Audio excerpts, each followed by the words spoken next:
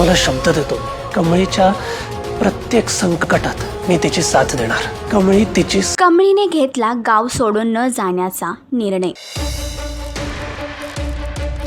ऋषीने दिलं कमळीच्या आजोबांना वचन.